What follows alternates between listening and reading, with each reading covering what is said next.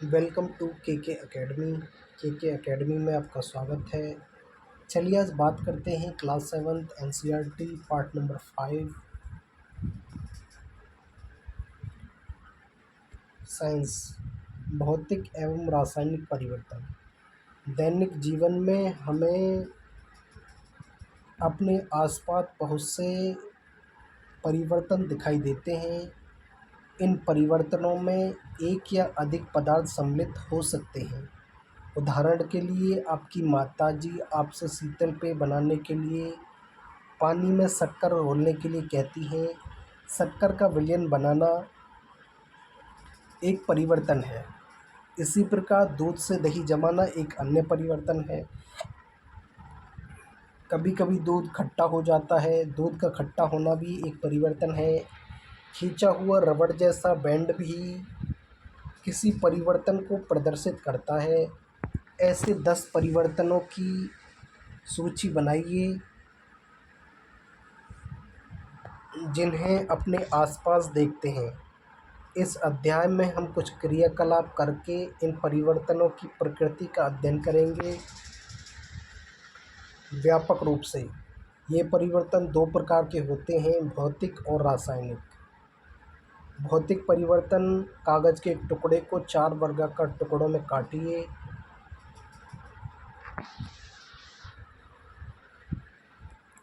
अब प्रत्येक वर्ग को एक पुनः 4 टुकड़ों में काटिए। एक टुकड़ों को फर्श अथवा किसी मेज पर इस प्रकार लगाइए जिससे ये टुकड़े परस्पर जुड़कर कागज के टुकड़े का मूल आकार ले लें। स्पष्ट रूप से आप टुकड़ों को एक पुनः जोड़कर मूल टुकड़ा नहीं बना सकते। लेकिन क्या कागज के गुण में कोई परिवर्तन हुआ है? ये वाले जो दे रखे हैं, ये ऐसे जो है। क्रियाकलाप 5.2, अपनी कक्षा के चॉकबोर्ड के आसपास फर्श पर गिरे चॉक पाउडर को एकत्रित कर लें अथवा चॉक के एक छोटे टुकड़े का चूर्ण पाउडर बना लें। इस पाउडर में थोड़ा जल मिलाकर पेस्ट बना लें। इसे चॉक के आकार में बेलकर सूखने दें। क्या आप चॉक के चूर्ण से फिर चॉक बना सकते हैं? क्रियाकलाप 5.3, कांच या प्लास्टिक के कटोरे में थोड़ा बर्फ़ लीजिए। बर्फ़ के थोड़े से भाग के पिघलने पर बर्तन को धूप में रखें। अब आपके पास बर्फ़ और जल का मिश्रण होगा।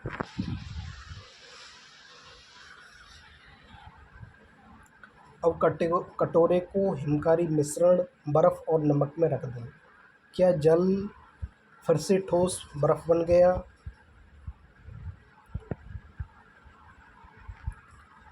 क्रियाकलाप 5.4, एक पात्र में थोड़ा सा जल लेकर उसे उबालिए। क्या आपको जल की सतह से भाप निकलती दिखाई देती है? उबलते हुए जल से कुछ दूरी पर भाप के ऊपर किसी बर्तन को उल्टा करके रखिए। बर्तन की भीतरी सतह को देखिए। क्या आपको वहां जल की कुछ बूंदें दिखाई देती हैं? क्रियाकलाप 5.5, सावधानी, ज्वाला पर कार्य करते समय सावधानी बरतें। उपयोग किए जा चुके लोहे की आरी के ब्लेड को चिमटे से पकड़िए। ब्लेड को मुक्त सिरे के अग्र यानी कि अगले भाग को गैस स्टोव की ज्वाला पर रखिए। कुछ मिनट तक प्रतीक्षा कीजिए। क्या ब्लेड के अग्रभाग के रंग में कोई परिवर्तन होता है? ब्लेड को ज्वाला से हटाइए। कुछ समय बाद अग्रभाग को पुनः देखिए। क्या इसका पहले वाला रंग वापस आ जाता है? क्रियाकलाप 5.1 और 5.2 में आपने देखा कि कागज़ चौक के आमाप यानी कि साइज़ में परिवर्तन हो जाता है। क्रियाकलाप 5.4 में जल की अवस्था परिवर्तित हो जाती है। ठोस से द्रव अथवा गैस से द्रव। क्रियाकलाप 5.5 में आरी के ब्लेड का रंग गर्म करने पर परिवर्तित हो जाता है। पदार्थ के आकार आमाप यानी कि साइज, रंग और अवस्था जैसे गुण उसके भौतिक गुण कहलाते हैं। वह परिवर्तन जिसमें किसी पदार्थ के भौतिक गुण में परिवर्तन हो जाता है भौतिक परिवर्तन कहलाते हैं।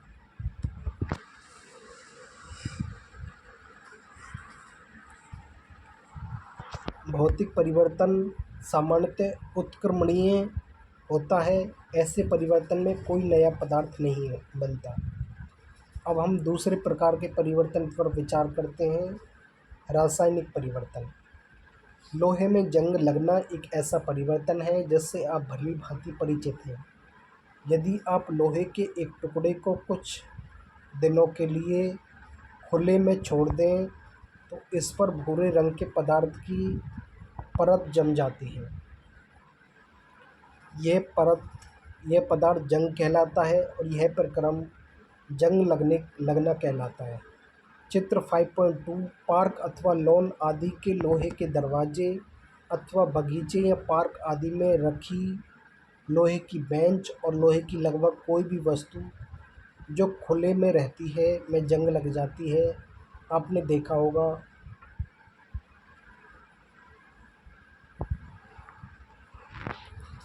कि घर में रखी कुल्हाड़ी, हथौड़ा आदि को वायु में कुछ दिनों तक खुला रख देने पर उनमें जंग लग जाती है।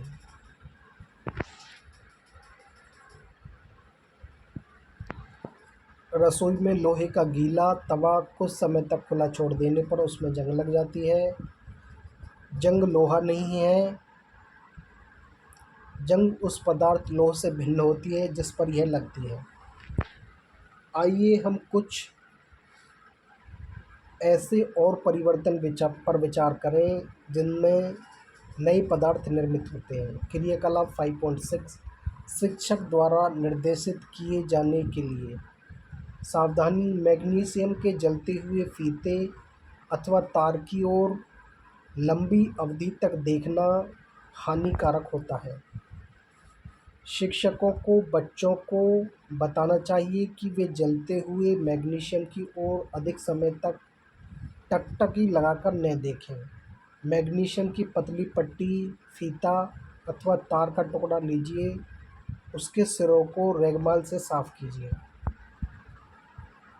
सिरे को मोमबत्ती की लौ के पास लाइए। यह चमकदार श्वेत यानी कि सफ़ेद प्रकाश देती हुई जलने लगेगी। चित्र 5.3 मैग्नीशियम का जलता हुआ फीता।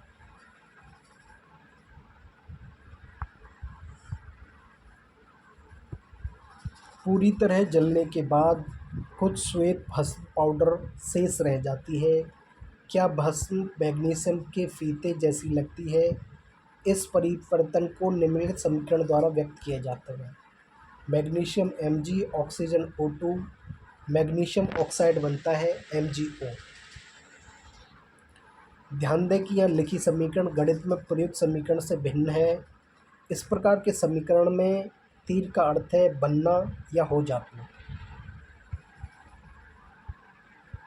ये जो एरो लग रहा है यहाँ पे इसके लिए इस पुस्तक में रासायनिक समूह को संतुलित करने का कोई प्रयास नहीं किया जा रहा है और न ही यह छात्रों से अपेक्षित है, मतलब उम्मीद करते हैं ऐसे। भस्म को एकत्रित करके इसमें जल की कुछ मात्रा मिलाइए।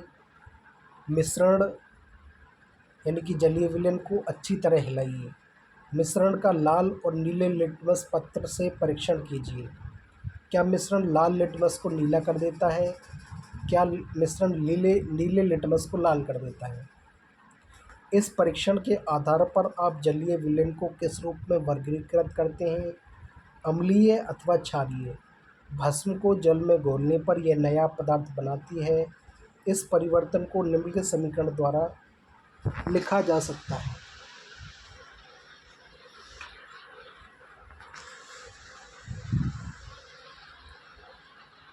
MgO प्लस जल, मैग्नीशियम ऑक्साइड प्लस जल यानी कि H2O, मैग्नीशियम हाइड्रोक्साइड यानी कि MgOH की होल ट्वाइस। जैसा कि आपने अध्याय 4 में पढ़ा था, मैग्नीशियम हाइड्रोक्साइड एक क्षारक है।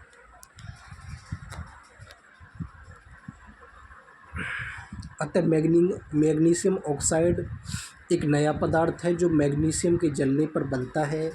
मैग्नीशियम हाइड्रोक्साइड एक अन्य नया पदार्थ है जो मैग्नीशियम ऑक्साइड को जल में घोलने पर बनता है।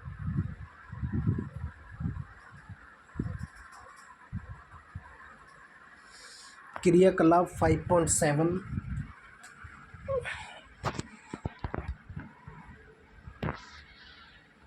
शिक्षक द्वारा निर्देशित किए जाने के लिए कांच के एक गिलास या कटोरे अथवा चौड़े मुंह की बोतल से लगभग आधा कप पानी लेकर उसमें 1 चम्मच कॉपर सल्फेट नीला धोता घोल लीजिए।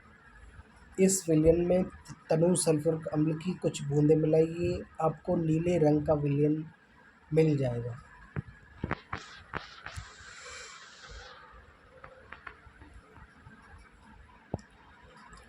एक परखनली अथवा कांच की एक छोटी बोतल में विलयन का थोड़ा सा नमूना बचा लीजिए। शेष विलयन में एक कील अथवा उपयोग किए जा चुके ब्लेड का टुकड़ा डाल दीजिए। लगभग आधे घंटे तक प्रतीक्षा कीजिए। अब विलयन के रंग को देखिए, इसकी तुलना अलग से बचाए गए नमूने वाले विलयन के रंग से कीजिए। चित्र 5.4 लोहे के साथ अभिक्रिया के कारण कॉपर सल्फेट विलयन के रंग में परिवर्तन। कॉपर सल्फेट विलयन नीला, आयरन सल्फेट हल्का हरा। क्या आपको विलयन के रंग में कोई परिवर्तन दिखाई देता है? कील अथवा ब्लेड को बाहर निकाल लीजिए। क्या इसमें कोई परिवर्तन दिखाई देता है? आपको जो परिवर्तन दिखाई देते हैं वे कॉपर सल्फेट और लोहे के बीच अभिक्रिया के कारण होते हैं। विलयन के रंग का नीले से हरा हो जाना एक नए पदार्थ आयरन सल्फेट के बनने के कारण होता है। लोहे की कील पर भूरा निक्षेप कॉपर या तांबे की परत के कारण होता है, जो एक अन्य नया पदार्थ है। हम इस अभिक्रिया को निम्न प्रकार से व्यक्त कर सकते हैं। कॉपर सल्फेट विलयन CuSO4 नीला थोथा प्लस लोहा Fe, आयरन सल्फेट विलयन FeSO4 हरा है प्लस कॉपर भूरा निक्षेप। इनसे ये बना है। क्रियाकलाप 5.8 किसी परखनली में 1 चम्मच सिरका लीजिए, इसमें चुटकी भर खाने का सोडा डालिए। आपको एक बुदबुदाहट की ध्वनि सुनाई देगी और गैस के बुलबुले बाहर निकलते दिखाई देंगे। इस गैस को चित्र 5.5 में दिखाई गई व्यवस्था के अनुसार ताजे बने हुए चूने के पानी में से गुजारिए। चूने का पानी तैयार करने की विधि अध्याय 4 में बताई गई है। चूने के पानी में क्या परिवर्तन होता है? परखनली में परिवर्तन निम्न प्रकार से होते हैं। सिरका यानी कि एसिटिक अम्ल प्लस खाने का soda, sodium hydroxide, sodium hydrogen carbonate, इससे बनेगा कार्बन डाइऑक्साइड CO2 प्लस अन्य पदार्थ।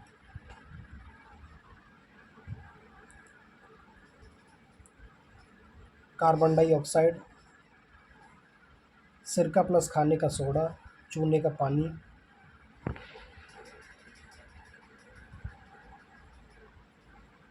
ये बुलबुले हैं यहाँ पे।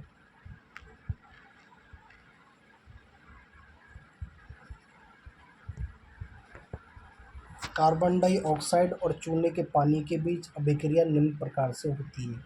कार्बन डाइऑक्साइड CO2 प्लस चूने का पानी CaOH का होल ट्वाइस, इससे बनता है calcium carbonate CaCO3 plus H2O जल। जब कार्बन डाइऑक्साइड को चूने के पानी में प्रवाहित किया जाता है तो कैल्शियम कार्बोनेट बनता है, जिससे चूने का पानी दूधिया हो जाता है। चूने के पानी का दूधिया हो जाना कार्बन डाइऑक्साइड का मानक परीक्षण है। आप इसका उपयोग अध्याय 6 में यह दिखाने के लिए करेंगे कि हम श्वसन में जो वायु बाहर निकालते हैं उसमें कार्बन डाइऑक्साइड की मात्रा अधिक होती है। क्रियाकलाप 5.6 से 5.8 में आपने देखा कि प्रत्येक परिवर्तन में एक या अधिक नए पदार्थ बने थे। क्रियाकलाप 5.6 में मैग्नीशियम को वायु की उपस्थिति में जलाने पर बनने वाली भस्म एक नया पदार्थ थी। क्रियाकलाप 5.7 में कॉपर सल्फेट की लोहे के साथ अभिक्रिया से आयरन सल्फेट और कॉपर बने थे। ये दोनों नए पदार्थ थे। कॉपर लोहे के ब्लेड पर निक्षेपित हो गया था।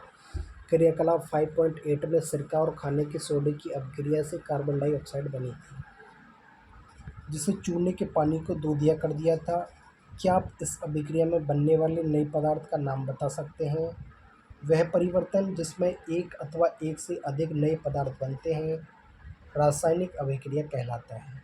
रासायनिक परिवर्तन को रासायनिक अभिक्रिया भी कहते हैं। रासायनिक परिवर्तन हमारे जीवन में अत्यधिक महत्वपूर्ण है। सभी नए पदार्थ रासायनिक परिवर्तनों के परिणाम स्वरूप ही बनते हैं। उदाहरण के लिए भोजन का पाचन, फलों का पकना, अंगूरों का किण्वन आदि विभिन्न रासायनिक परिवर्तनों के कारण होता है।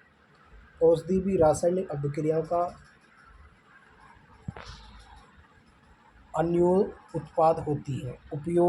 उपयोगी नए पदार्थ जैसे प्लास्टिक और अपमार्जकों यानी कि डिटर्जेंटों को रासायनिक अभिक्रिया द्वारा ही बनाया जाता है। वास्तव में प्रत्येक नए पदार्थ की खोज रासायनिक परिवर्तनों का अध्ययन करके ही की गई है।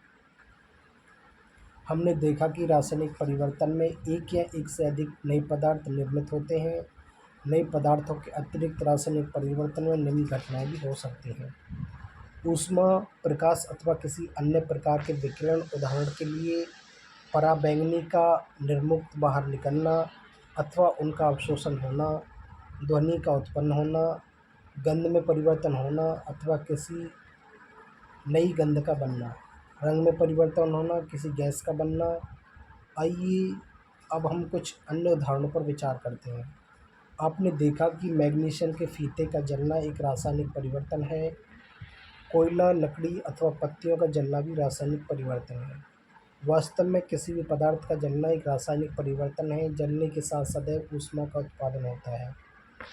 पटाखों का विस्फोट एक अन्य रासायनिक परिवर्तन है। आप जानते हैं कि ऐसे विस्फोटों से ऊष्मा, प्रकाश, ध्वनि और अरुचिकर गैसें उत्पन्न होती हैं जो वायुमंडल को प्रदूषित करती हैं। इसलिए आपको पटाखे नहीं जलाने की सलाह दी जाती है। जब भोजन सामग्री बासी हो जाती है अथवा सड़ गल जाती है तो उसमें से दुर्गंध आने लगती है। क्या हम इस परिवर्तन को रासायनिक परिवर्तन कह सकते हैं?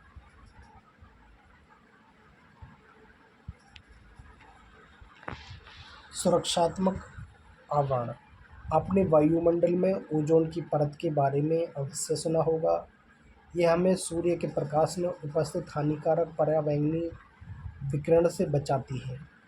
ओजोन पराबैंगनी विकिरण को अवशोषित कर लेती है और ऑक्सीजन में परिणत हो जाती है। ऑक्सीजन ओजोन से भिन्न होती है।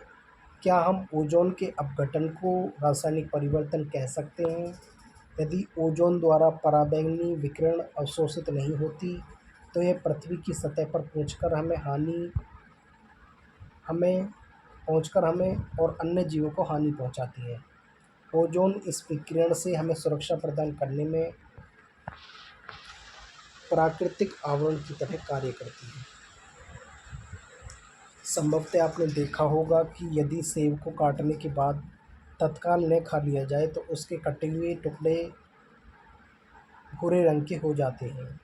यदि आपने रंग में यह परिवर्तन नहीं देखा है तो किसी सेब का एक टुकड़ा काटिए और उसे कुछ देर तक ऐसा ही छोड़ दीजिए।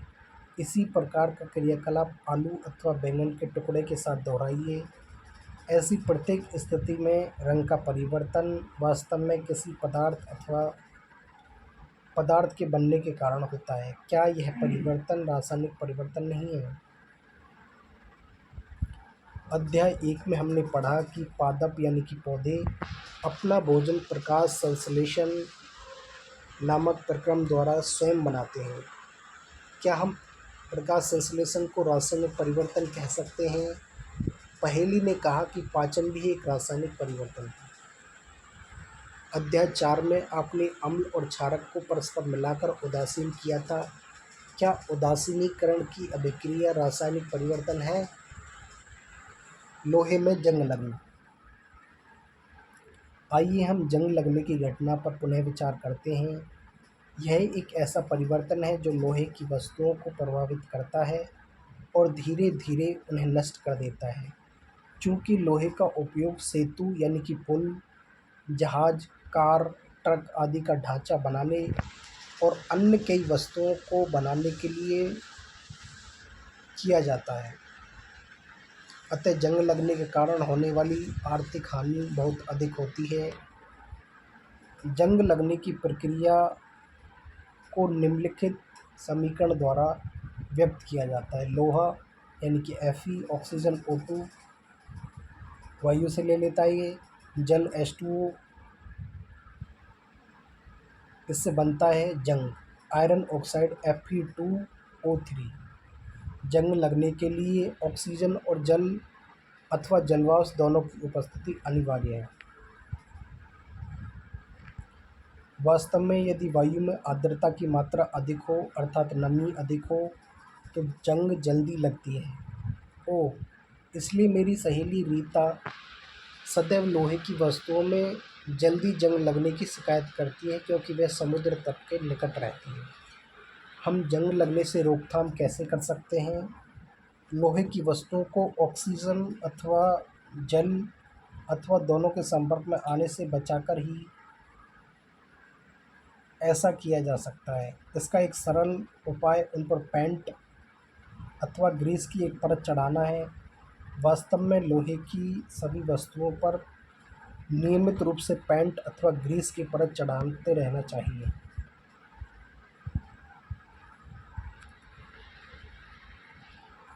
जिससे उसमें जंग लगने को रोका जा सके।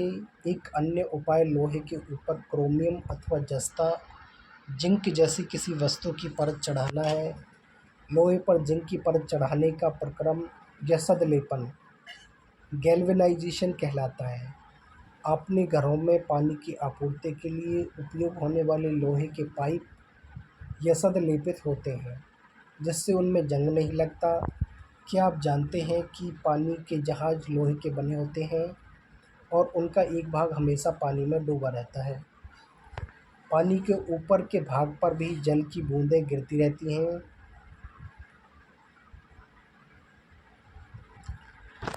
यही नहीं, समुद्र के पानी में अनेक लवण भी पाए जाते हैं। लवणयुक्त जल जंग लगने के प्रक्रम की दर को बढ़ा देते हैं, अतः जहाज़ों को पेंट करने के बाद भी उन्हें जंग लगने से काफ़ी क्षति होती है। यही नहीं, जहाज़ों के लोहे के कुछ भाग को बदलना प्रतिवर्ष आवश्यक हो जाता है। क्या आप विश्व में जंग लगने से होने वाली कुल आर्थिक हानि की कल्पना कर सकते हैं? स्टेनलेस स्टील लोहे में कार्बन और क्रोमियम, निकेल तथा मैग्नीज जैसी धातुओं को मिलाकर बनाया जाता है। इसमें जंग नहीं लगता। स्टेनलेस स्टील में क्रिस्टलीकरण।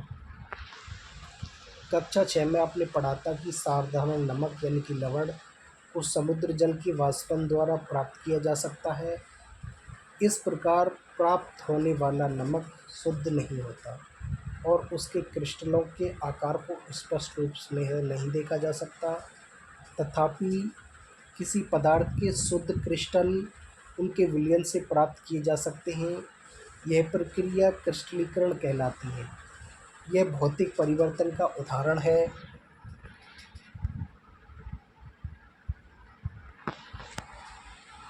सावधानी, केवल तनु सल्फ्यूरिक अम्ल का ही उपयोग करें।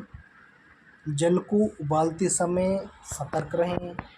क्रियाकलाप 5.9, अम्ल का उपयोग किया जाना है, अतः इसे शिक्षक की उपस्थिति में किया जाए। किसी बीकर में लगभग 1 कप जल लीजिए और उसमें तनु सल्फ्यूरिक अम्ल की कुछ बूंदें मिलाइए। जल को गर्म कीजिए। जब जल उबलना आरंभ कर दे तो इसमें धीरे धीरे कॉपर सल्फेट का चूर्ण निरंतर चलाते हुए मिलाइए। चित्र 5.6, कॉपर सल्फेट के क्रिस्टल। कॉपर सल्फेट का चूर्ण मिलाना तब तक जारी रखें जब तक कि उसमें और कॉपर सल्फेट घोलना संभव नहीं हो, मतलब गाढ़ा हो जाए। विलयन को फिल्टर पेपर की सहायता से छान लीजिए। इसे ठंडा होने दीजिए। जब विलयन ठंडा हो रहा हो तो उसे हिला डुलाकर या अन्य किसी प्रकार से न छेड़ें। कुछ समय बाद विलयन को देखिए, क्या आपको कॉपर सल्फेट के क्रिस्टल दिखाई देते हैं? यदि नहीं तो कुछ और समय तक प्रतीक्षा कीजिए। आपने भौतिक और रासायनिक परिवर्तनों के बारे में पढ़ा। आपने आसपास दिखाई देने वाले परिवर्तनों की को भौतिक अथवा रासायनिक परिवर्तनों के रूप में पहचानने का प्रयास कीजिए।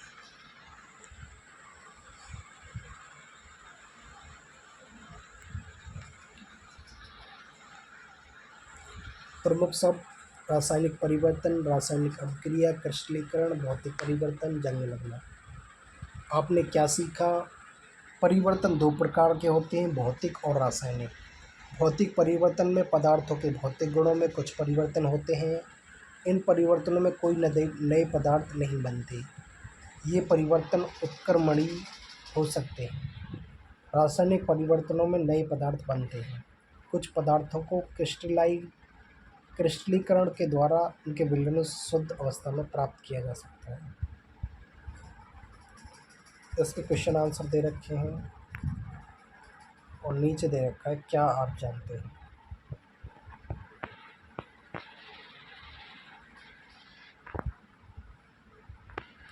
क्या आप जानते हैं दिल्ली में कुतुब मीनार के पास एक लौह स्तंभ चित्र 5.7 है जो 7 मीटर से अधिक लंबा है। इसका भार 6000 किलोग्राम से अधिक है। इसे 1600 वर्ष से भी अधिक पहले बनवाया गया था। इतने वर्षों में भी इस पर जंग नहीं लगी है। इसके जंग प्रतिरोधक गुण और इसके आमाप की वजह से विश्व भर के सभी भागों के वैज्ञानिकों द्वारा इसका परीक्षण किया गया। इससे यह जानकारी मिलती है कि अब से 1600 वर्ष पूर्व भारत में धातु प्रौद्योगिकी में कितना विकास हो चुका था। ये है लौह स्तंभ कुतुब मीनार का। कुतुब मीनार दिल्ली में है। Thank you for watching this video. Video आपको अच्छी लगे तो प्लीज़ वीडियो को लाइक करें, चैनल को सब्सक्राइब करें। धन्यवाद।